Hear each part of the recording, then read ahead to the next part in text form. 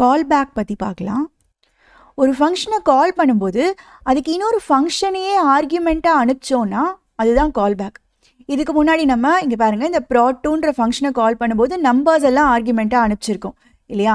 இந்த ஃபங்க்ஷனை கால் பண்ணும்போது அரேவையே ஆர்கியூமெண்ட்டாக அனுப்பிச்சிருக்கோம். இப்போ நம்ம என்ன பண்ண போகிறோம்னா, ஒரு ஃபங்க்ஷனை கால் பண்ணும்போது இன்னொரு ஃபங்க்ஷனையே அனுப்ப போகிறோம். ஜஸ்ட் அந்த ஃபங்க்ஷனோட பேரை மட்டும் அனுப்ப போகிறோம் ஆர்கியூமெண்ட்டாக. அதுதான் கால்பேக். ஃபர்ஸ்ட் க்ரீட் கான்சோல்னு ஒரு ஃபங்க்ஷன் க்ரியேட் பண்ணிக்கலாம்.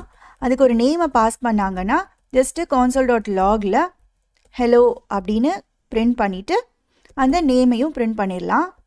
ஜஸ்ட் இந்த இடத்துல நமக்கு வரப்போகுது, அவ்வளோதான். இன்னொரு ஃபங்க்ஷன் ஒன்று எழுத போகிறேன். க்ரீட் ஹெட்டிங் அப்படின்னு பேர் வச்சுக்கிறேன். அதுக்கும் நேமை பாஸ் பண்ணாங்கன்னா இங்கேயே நமக்கு ஹலோ அப்படின்னு அந்த பேரோடு வரணும். ஓகேவா. இங்கே நான் ஒரு h1 டேக் மட்டும் ஆட் பண்ணியிருக்கேன். const heading equal to document dot query selector use பண்ணிக்கலாம்.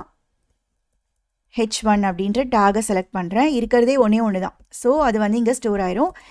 heading dot inner html equal to hello அப்படின்னு கொடுத்துட்டு பக்கத்தில் இங்கே அனுப்புகிற பேரையும் சேர்த்து இங்கே நம்ம பிரிண்ட் பண்ண போகிறோம். இப்போ நான் இன்னொரு ஃபங்க்ஷனும் எழுத போகிறேன், க்ரீட் அப்படின்னு. ஜஸ்ட் இந்த கால்பேக் கான்செப்ட் உங்களுக்கு புரிய வைக்கணுன்றதுக்காக நான் இந்த சிம்பிள் எக்ஸாம்பிள் எக்ஸ்பிளைன் பண்ணுறேன். இந்த ஃபங்க்ஷனுக்கு ஒரு ஃபங்க்ஷன் பேரையே அனுப்பிச்சி விடுவாங்க.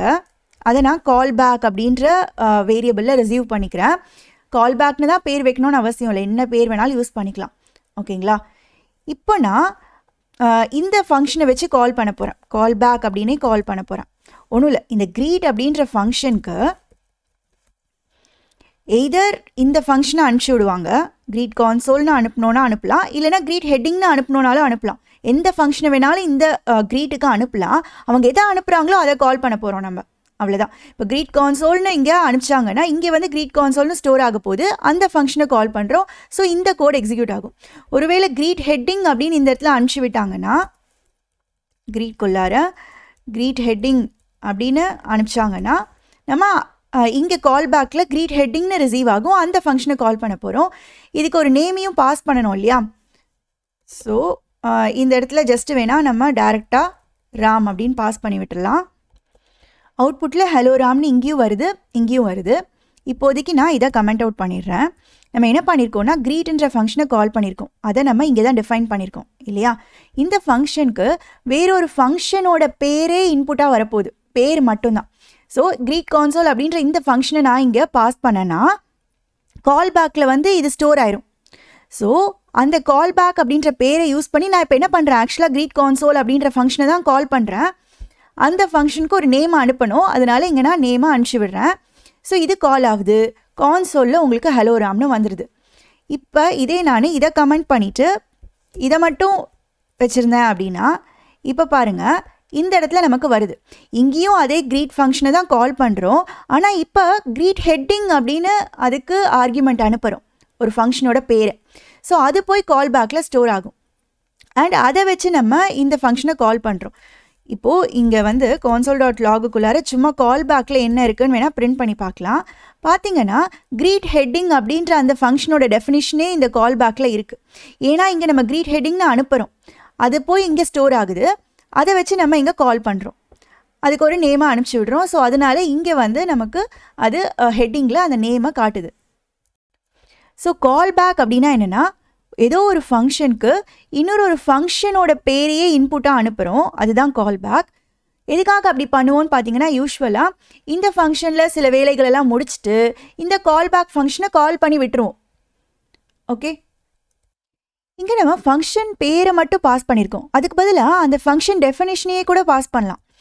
இங்கே க்ரீட் ஹெட்டிங் அப்படின்னு கால் பண்ணுறதுக்கு பதிலாக இப்போ நான் என்ன பண்ணலான்னா இதை கமெண்ட் அவுட் பண்ணிடுறேன். க்ரீட் ஃபங்க்ஷனை கால் பண்ண போகிறேன். இந்த க்ரீட் ஃபங்க்ஷனை கால் பண்ணணுன்னா அதுக்கு ஒரு கால்பேக் ஃபங்க்ஷனையே நான் அனுப்பணும் இல்லையா. ஏன்னா அதை தான் இங்கே கால் பண்ணுறாங்க. ஓகே, ஸோ அந்த ஃபங்க்ஷனோட டெஃபினேஷனை நான் இந்த இடத்துல கொடுத்துட போகிறேன். இங்கே நம்ம க்ரீட் ஹெட்டிங்க்கு என்ன கொடுத்துருக்கோமோ அது அப்படியே ஒரு ஆரோ ஃபங்க்ஷனாக இந்த இடத்துல கொடுத்துடலாம். ஆரோ ஃபங்க்ஷனுக்கு ஃபஸ்ட்டு நம்ம இந்த பேராமீட்டர் நேம் அப்படின்றத கொடுத்துட்டு அதுக்கப்புறமா இங்கே என்ன இருக்கோ அதை அப்படியே நான் காப்பி பண்ணி இங்கே பேஸ்ட் பண்ணிடுறேன். இப்போ பார்த்தீங்கனாலும் எனக்கு சேம் ரிசல்ட் தான் வருது. இங்கே நம்ம ஃபங்க்ஷனை தனியாக டிஃபைன் பண்ணிவிட்டு அதோட பேரை மட்டும் அனுப்பிச்சி விட்டோம். இப்போ நம்ம இங்கேயே அந்த ஃபங்க்ஷனோட டெஃபினிஷனையே கொடுத்துட்டோம். கால்பேக் பற்றி இன்னும் கிளியராக புரிஞ்சுக்கிறதுக்கு ForEach அப்படின்னு ஒன்று இருக்குது, அதை பற்றி பார்க்கலாம். அரேயில் இந்த மாதிரி 3 வேல்யூஸ் நான் ஸ்டோர் பண்ணியிருக்கேன். இதில் இருக்கிற ஒரு வேல்யூவாக எடுத்து நான் பிரிண்ட் பண்ணணும். அதுக்கு அரே டாட் ForEach அப்படின்ற ஒரு மெத்தடை இன்பில்ட்டாக கொடுத்துருக்காங்க. இந்த மெத்தடுக்கு நம்ம என்ன பண்ணணும் அப்படின்னு பார்த்தீங்கன்னா, ஒரு கால்பேக் ஃபங்க்ஷனையே அனுப்பணும். ஓகே, இப்போ நான் ஒரு ஃபங்க்ஷன் ஒன்று எழுத போகிறேன். ஃபங்க்ஷன் print அப்படின்னு கொடுத்துடலாம். அதுக்கு ஏதோ ஒரு வேல்யூ வந்துச்சுன்னா அது console.log அந்த வேல்யூவை பிரிண்ட் பண்ணும், அவ்வளோதான். ஸோ இந்த பிரிண்ட் ஃபங்க்ஷனை நான் இந்த இடத்துல கொடுத்துட போகிறேன் கால்பேக்காக. இப்போ நம்ம பார்த்தோன்னா 3 வேல்யூஸும் நமக்கு பிரிண்ட் ஆயிருக்கு.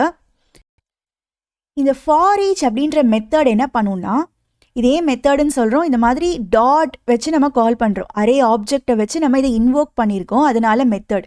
அப்படி இல்லாமல் இங்கே நம்ம கொடுத்த மாதிரி சாதாரணமாலாம் கால் பண்ணோன்னா அது ஃபங்க்ஷன்.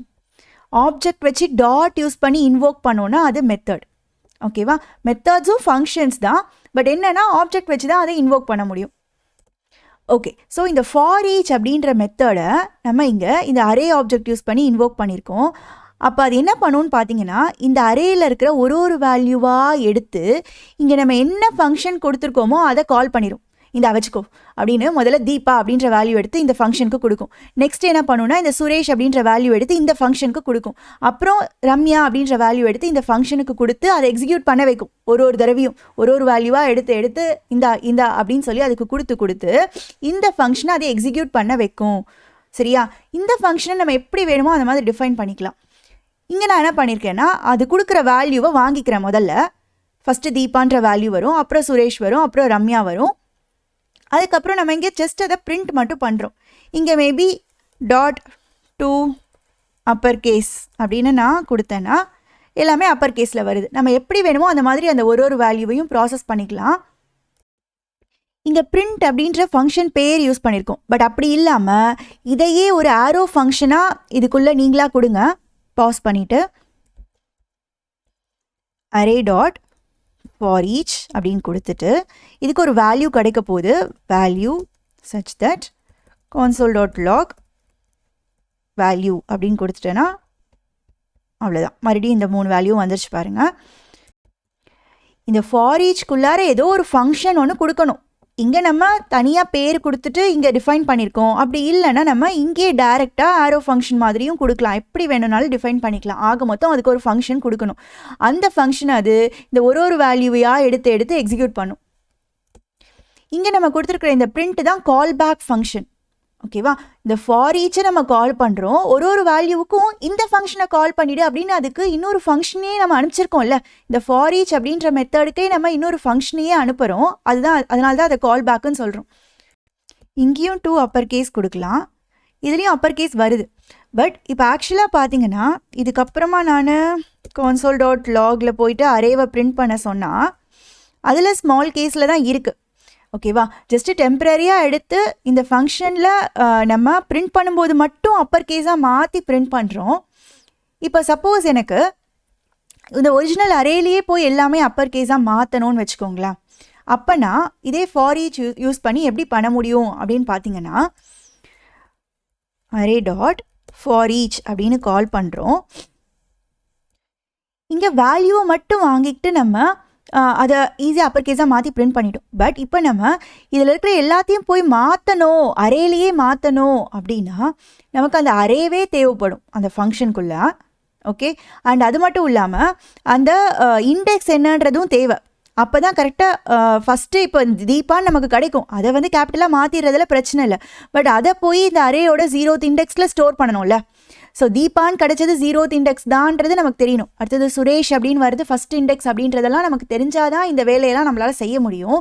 ஸோ அதுக்காக தான் என்ன பண்ணியிருக்காங்கன்னு பார்த்தீங்கன்னா, வேல்யூ மட்டும் இல்லாமல் அதோட கூடவே இண்டெக்ஸ் அண்ட் அந்த மொத்த அரே இது எல்லாத்தையுமே நமக்கு கொடுப்பாங்க ForEachல. நம்ம வந்து இங்கே வேல்யூ மட்டும் இருந்தால் போதுன்றதுனால அது ஒன்று மட்டும் எடுத்துக்கிட்டோம். பட் இதில் வந்து இந்த 3மே நம்மளால் வாங்கிக்க முடியும். வாங்கி நமக்கு தேவைப்பட்டால் யூஸ் பண்ணிக்கலாம். ஸோ இப்போ நான் வந்து என்ன பண்ண போகிறேன்னு பார்த்தீங்கன்னா, இந்த ஃபங்க்ஷனுக்குள்ளார array of index equal to value dot to uppercase அப்படின்னு கொடுத்துடலாம். இதுக்கப்புறமா console.log அரேயில் என்ன இருக்குன்றதை பிரிண்ட் பண்ணி பார்ப்போம். ஓகே, இப்போ பாருங்கள் அரேலையே எல்லாமே கேபிட்டலாகவே மாறிடுச்சு. இங்கே நான் என்ன சொல்லியிருந்தேன்னா இந்த ஃபாரீச் என்ன பண்ணும், அரேலேருந்து ஒரு வேல்யூவாக எடுத்து இந்த ஃபங்க்ஷனுக்கு கொடுக்கும். ஸோ அதை வாங்கி நம்ம ப்ராசஸ் பண்ணுறோம் இல்லையா. பட் வேல்யூ மட்டும் இல்லாமல் இண்டெக்ஸ் அண்ட் அரேவையும் சேர்த்து அது கொடுக்க முடியும். நம்ம வந்து எது வேணுமோ அதை யூஸ் பண்ணிக்கலாம். சரியா, இங்கே வேல்யூ மட்டும் தேவைப்பட்டுச்சு, யூஸ் பண்ணிக்கிட்டோம். இப்போ எனக்கு இது மூணுமே தேவைப்படுது, அதனால மூணுத்தையுமே நான் ரிசீவ் பண்ணிக்கிறேன். ஸோ ஃபஸ்ட்டு பார்த்தீங்கன்னா இந்த தீபா அப்படின்ற வேல்யூ அதோட இண்டெக்ஸ் 0 அண்ட் இந்த மொத்த அரே எல்லாத்தையும் கொடுக்கும். ஸோ நான் அந்த அரேயில் 0th இண்டெக்ஸில் போய் தீபான்ற வேல்யூவை அப்பர் கேஸாக மாற்றி அதிலே ஸ்டோர் பண்ணிடுறேன். சரியா, செகண்ட் வேல்யூ சுரேஷ் அப்படின்னு அனுப்பிட்டு அதோட இண்டெக்ஸ் 1 அண்ட் மொத்த அரே இது எல்லாத்தையும் சேர்த்து எனக்கு அனுப்பும். அதே மாதிரி தேர்ட் வேல்யூ ரம்யா அதோட இண்டெக்ஸ் 2 அண்ட் ஃபுல் அரே எல்லாத்தையும் எனக்கு அனுப்பும். அதை நமக்கு தேவையானபடி இங்கே ப்ராசஸ் பண்ணிக்கிறோம். அரேயில் இந்த மாதிரி 4 வேல்யூ கொடுத்துருக்கேன். இதெல்லாம் எனக்கு ட்ராப் டவுனில் வரணும்.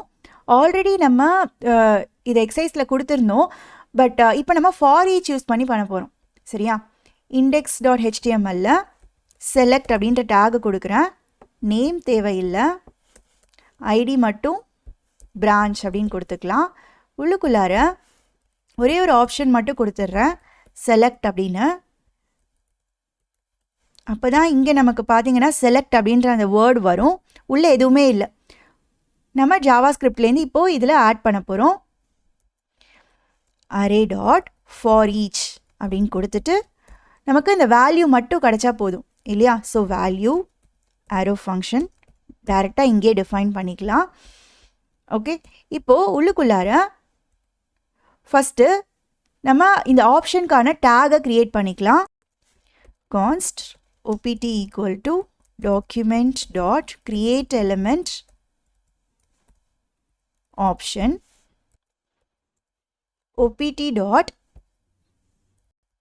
text content equal to இப்போ நமக்கு வேல்யூ கிடைக்குது இல்லையா. இந்த ஃபாரீச் மூலமாக முதல்ல ECE அப்படின்ற வேல்யூ கிடைக்கும், அப்புறம் ஐடின்ற வேல்யூ கிடைக்கும். அதையே இங்கே நம்ம செட் பண்ணி விட்டுடலாம். அந்த வேல்யூவை வேல்யூவும் கொடுத்துடலாம், சேம் தான். இது வந்து என்ன டிஸ்பிளே ஆகணுன்றதுக்காக இங்கே நம்ம கொடுக்குறோம்ல அது. வேல்யூன்னு செட் பண்ணுறது வந்து இந்த வேல்யூ.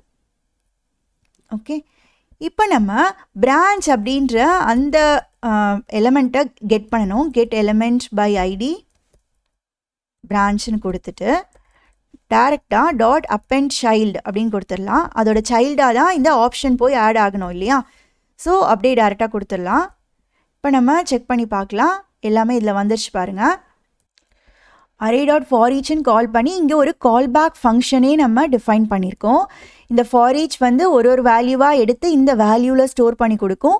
அதை வச்சு நம்ம இங்கே அந்த வேல்யூவை ட்ராப் டவுனில் ஆட் பண்ணுறதுக்கான வேலையெல்லாம் இந்த ஸ்டெப்ஸில் எழுதியிருக்கோம். ஃபஸ்ட்டு ஆப்ஷனுக்காக ஒரு டேக் ஒன்று க்ரியேட் பண்ணிக்கிறோம். நியூ ஆப்ஷன் டேகு க்ரியேட் பண்ணுறோம். அதுக்கப்புறமா அதோட டெக்ஸ்ட் கான்டென்ட்டையும் வேல்யூவையும் இப்போ நமக்கு கிடைக்கிற வேல்யூவை வச்சு செட் பண்ணி விட்டுட்டு அதை ஆல்ரெடி பிரான்ச்சுன்ற செலக்ட் எலிமெண்ட் இருக்கு இல்லையா, அதோட சைல்டை ஆட் பண்ணி விட்டுடுறோம். ஸோ உங்களுக்கு ட்ராப் டவுனில் டிஸ்பிளே ஆகுது. நீங்கள் இந்த எலிமெண்ட்டை இன்ஸ்பெக்ட் பண்ணி பார்த்தீங்கன்னா HTML செலக்டை எக்ஸ்பேண்ட் பண்ணால் இந்த எல்லாமே ஆப்ஷனில் போய் ஆட் ஆகிருக்கு. அதனால தான் நமக்கு இங்கே வருது. இந்த 2 கொஷனும் ஃபாரீச் யூஸ் பண்ணி ட்ரை பண்ணுங்கள்.